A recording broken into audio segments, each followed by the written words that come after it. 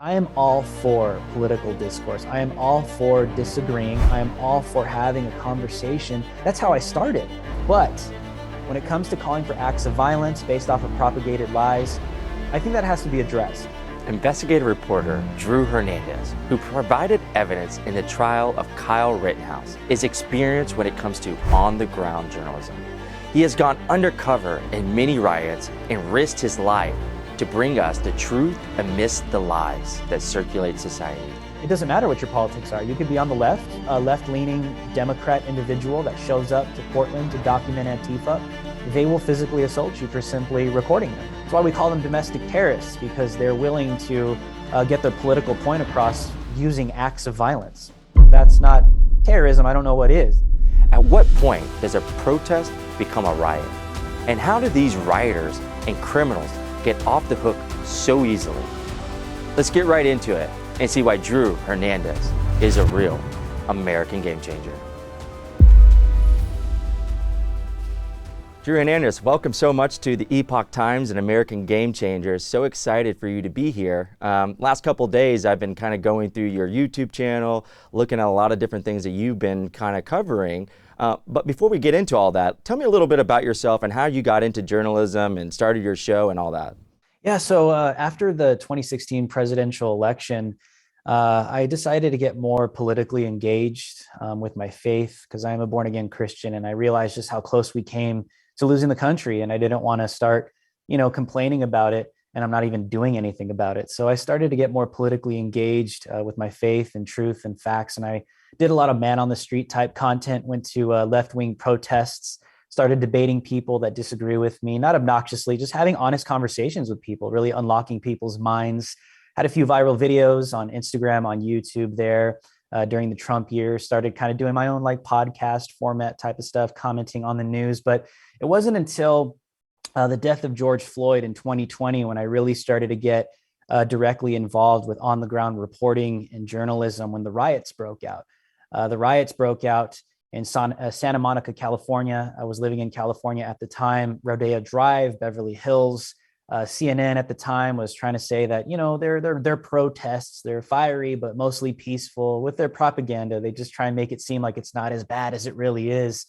And to the extent that it's not even happening. So I wanted to go down and see it for myself. And the looting was insane. The arson happening in Santa Monica and Rodeo Drive in Beverly Hills was just something I'd never seen before in my entire life or experienced. And me and a couple buddies, we started documenting it.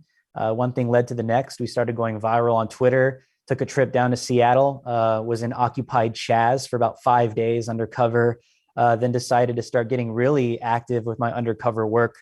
With Antifa, Behind Enemy Lines, and Black Lives Matter. I was in Portland, documented the riots that were 150 days plus.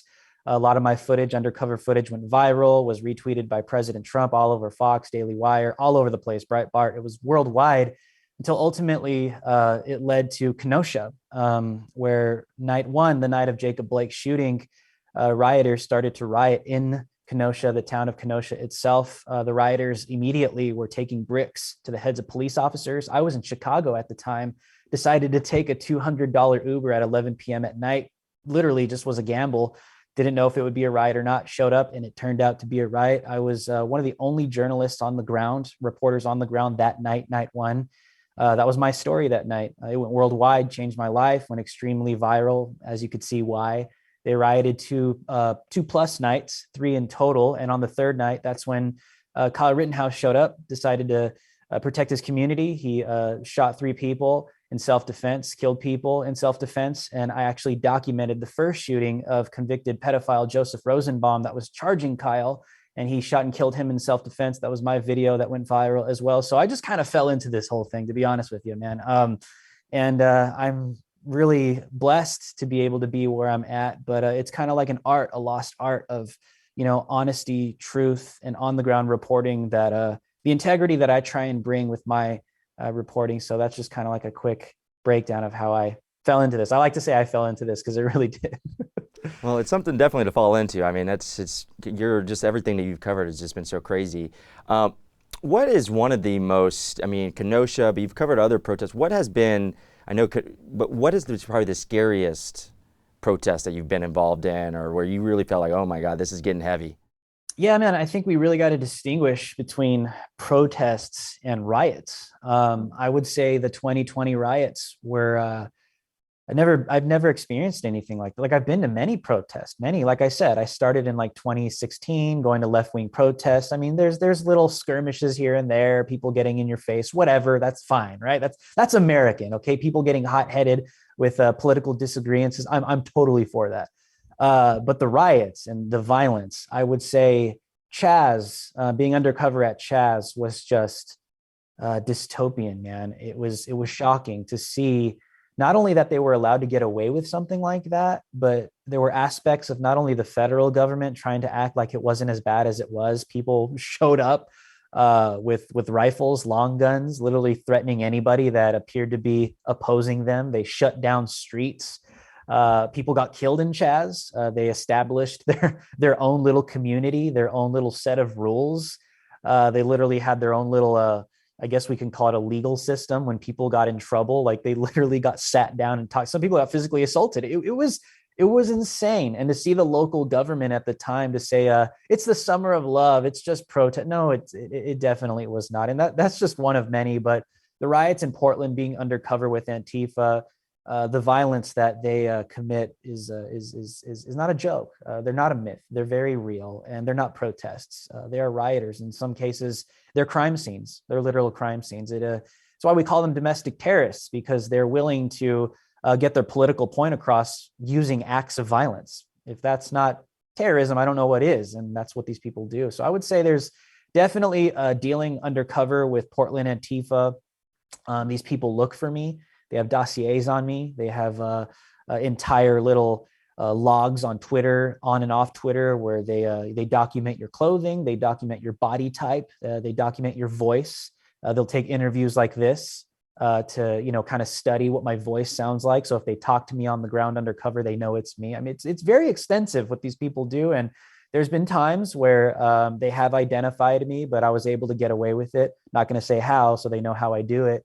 But there have been times where they put hands on me because they thought it was me. I've been in groups with these people where it's very haunting. It's very demonic, where they just start chanting your name, looking for you in a group of like 200 people.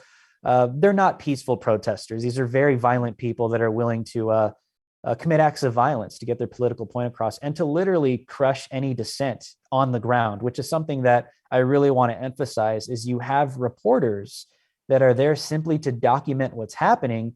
They will physically assault you to silence you and your camera so they're not seen by the world. It doesn't matter what your politics are. You could be on the left, a total left-leaning Democrat individual that shows up to Portland to document Antifa. They will physically assault you for simply recording them. You're an enemy to them because you're exposing them. It doesn't matter what your politics are. So, yeah. What would you say your definition between protest, riot? When is it definitely not a protest any longer? Yeah, well, I would say the First Amendment, where the people gather peacefully to express their grievances to the local government, to the federal government.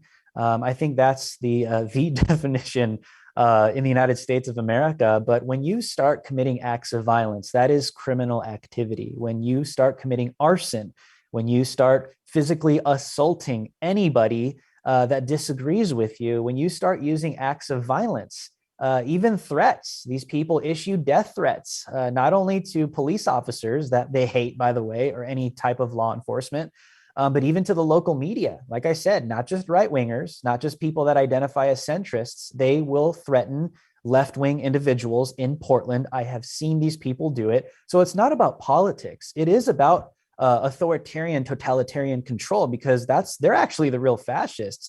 Because if you show up as a journalist trying to document these people, they will silence dissent. So I think those are definitely not acts of peaceful protest by definition. And that's how are the way they're able to move and the way they're able to do everything, it seems like there's a real organized effort. How does it work? How are they organized in such a way? Well, there's different aspects to this. If we talk about Antifa will say we're not an organization because we don't have an official command post, this or that, which is true to an extent, but they move like that. The extreme, they have the same values, they have the same beliefs, they have the same end goal across the board. So when you see their ground troops, what I like to call them, if you go and look at a riot, all of those things that you see, when you see someone in black bloc with a leaf blower, that's a designated position. When you see someone in black bloc with an umbrella, that's a designated position. When you see someone in black bloc with a shield, that's a designated position. If you study the footage carefully, you'll see people in black bloc that hang behind and they'll run to the front and they'll throw a brick or they'll throw a firework or some kind of explosive device at police. That's another designated position. That's just the ground troops, and they have their radio networks, they have their communication networks. And just because they're not wearing black bloc doesn't mean they're Antifa, not Antifa. Their radio networks will actually walk around in normal clothing with radios on, being the eyes and ears for those that are in black bloc communicating. So they're extremely organized when they're on the ground, and that's just on the ground. They have their allies, legal assets. They have their allies in the political world. You take a look at Portland, you have some of the DAs that clearly side with Antifa, because whenever they're rioting and there's some serious federal charges on them, these local DAs just let them off the hook as if they did nothing wrong. They even coordinate with some with lawyers. They coordinate in the legal sphere with individuals that help them get off with slaps on the wrists because they all believe in the same cause. And you see lawyers, you see these individuals that get behind them and help them. If you're very careful and you take a look at how this functions, whenever they're at a riot, they commit violence. Immediately, you'll see their green hats looking at the police officers. Immediately, you'll see them raise money, raise funds for lawyers to come in and get them off the hook. And you take a look at the affidavits and you look at some of what happens in their court cases. They claim to be journalists. They claim the First Amendment. They claim that they're being brutalized by police. They use the American system that they're trying to dismantle against itself to get off some of these serious criminal charges against them. Where do these people come from? So are we just, is this something that a phenomenon that we see coming out of major cities? You know, Kenosha, somewhere like that. You wouldn't picture, I guess, when I think of that as a place like Black or Antifa or these groups. Where are they coming from, and where is there a certain city in particular that is like just out of control that is really that we need to worry about? Well, we definitely know that Portland Antifa, Rose City Antifa, that's like the mecca of Antifa in the United States, right? Mm-hmm. Seattle's pretty bad as well. They got some hubs. We've seen some local increase of Antifa gatherings and groups in Los Angeles, which a couple of years ago wasn't really active, but the past year, post 2020, actually, their numbers have been increasing. New York as well. But we know that the Biden administration is in, so they're nowhere to be found, right? Because, Orange Man is gone. So even though we're experiencing some hardcore tyranny in the United States with the vax mandates, Antifa is nowhere to be found. BLM is nowhere to be found. They're LARPers and they're liars. They are literally the political arm of the Democrat Party to be on the ground, to make some moves, to cause some violence, and to scare some people. And they only get deployed whenever we got a Republican in office, or we obviously have Trump in office as well. But to go to your point, I would say that a lot of these people are being radicalized in our universities because they get indoctrinated with the CRT. They get indoctrinated with these hardcore Marxist beliefs. And a lot of them call themselves anarchists, and they're really not. They're really not anarchists, because a real anarchist doesn't believe in any type of top-down leadership. They just want to be totally free. That's what they want. So a lot of these kids will run around and act like they're anarchists, but they have their own fascist rules on the ground. You cannot film them.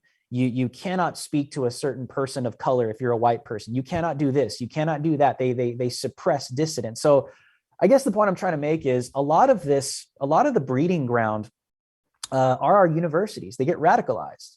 They get radicalized because they're told that the white man is the problem, that white supremacy is a threat to the United States of America. And then they take to the streets and they riot over these things. It's interesting. I've gone to many universities across the country, and the university system is definitely a strange breeding ground in general, especially right now in our time and age. I want to come back to that, but I wanted to ask you something in regards to the Kyle Rittenhouse case. You testified.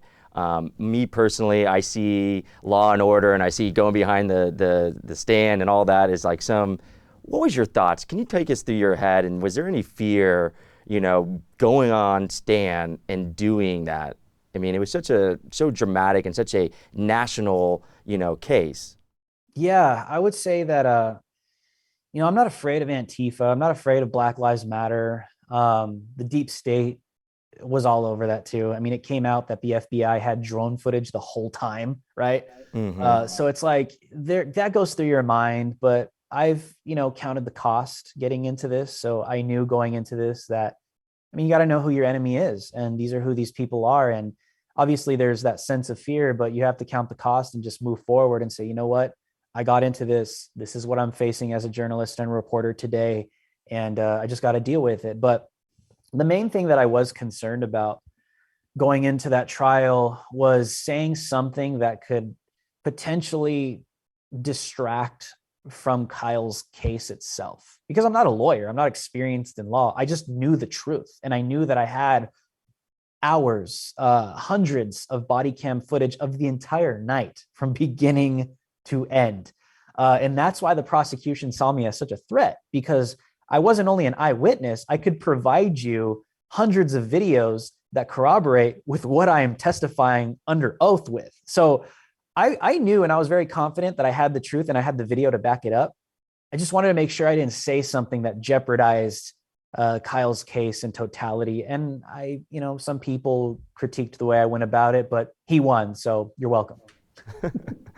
Yeah, I mean, I guess that's right. So going back to a little bit what you were talking about, universities in general, I feel like our country is so polarized. What's your thoughts on that, and why have we gotten to this point? Yeah, I think the radicalization that's come from the far left and the Democrat Party opening themselves up to these things, and aspects of the right and the Republican Party, a lot of establishment rhinos that are silent, that refuse to take a stand against anything. I think what's been happening to our country is, listen, I am all for political discourse. I am all for disagreeing. I am all for having a conversation. That's how I started.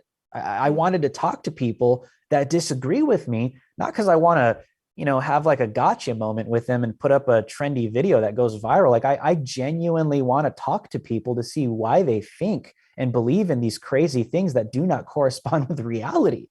And for me, that's the serious issue here, is because, listen, once you start getting extremely violent and you start lying to people through propagated lies, and you start slandering your political opponents with those things, you start getting into some serious Soviet tactics. And this is what the Nazis did with their propaganda, is they used these slanderous lies to pin against a group of people, their opponents, and that turned into an all-out genocide. And that's the concern I think we have. That's not political. That's not having a disagreement. I mean, we're seeing this across the board. I mean, even with the truckers in Ottawa and Canada, it's the Right. same thing, right? They're insurrectionists. They're a threat. They're domestic terrorists. This is what these people do. And I think the polarization is coming from these hardcore far left individuals that are saying these things that are not true. And they radicalize people that do not think for themselves. They radicalize the mentally ill. This is not something that I like to say, but there's a lot of mentally unstable people that hear this stuff. They get radicalized and they go and commit acts of violence because they actually believe that there's Nazis out there that want to round them up and destroy them because they're a brown or a black person. These are the types of lies. It's funny because they project, they accuse of what they do. They're the ones that are radicalizing people. They're the ones that are bringing to these people where they're actually willing to commit acts of violence to protect themselves. So I think I'm not for that. I'm all for having political disagreements. I don't want to censor anybody. I myself would give my life to protect a leftist's right to free speech. Like that's where I stand, because I think that matters. But when it comes to calling for acts of violence based off of propagated lies, I think that has to be addressed. And I think that's part of the reason why we're seeing that in the United States of America right now. And it kind of pushes, it's like the pendulum is going to swing. If the far left is getting so radicalized like this, and there's this scary monster out in the ether that's not real, I mean, I'm not even white, okay? I'm not white. And this whole like anti-white rhetoric, the white man is the problem, this is radicalizing people of color that do not think for themselves, right? There are people out there that actually believe that they're facing like a second wave of slavery soon. If that was actually happening, people of color would have every right to oppose that, okay? But it's not happening. And the point I'm trying to make is, at some point, you can only do this to a group of people till they finally stand up and say, listen, enough is enough. And I'm talking about white people right now. You can only slander them for so long. You can only accuse them of being these violent racists for so long. You can only do this for so long before something starts to happen. I'm not calling for violence. I'm just saying, I don't know how much longer this can go for, because they're just pure propagated lies. And I just want to encourage people to stay as peaceful as you can. But I think this is predominantly coming from the far left, pushing people to radicalization on their own side and even the other side because of their propagated lies. So that kind of leads into my next question, and in the sense that it is polarized and there is a lot going on. And how do we lower the temperature? Is there a solution to bringing down this polarization? You kind of mentioned that, at some point people can't take it for so long. I mean, I just recently moved here to California. I've seen recent poll numbers. I mean, administration, Gavin Newsom's, Biden administration, they're all under now 50%. At some point it seems like things are starting to turn. But what is the ultimate? Do you think there is a solution to all this and bringing it down? Right now, I think I keep going back to the Canadian Freedom Convoy. I think what they're doing is the example right now, because number one, the first strategy is peace. Right. It has to be peace. Okay. Absolutely. And I think what they're doing is very, very good, because they're staying peaceful. They're being slandered.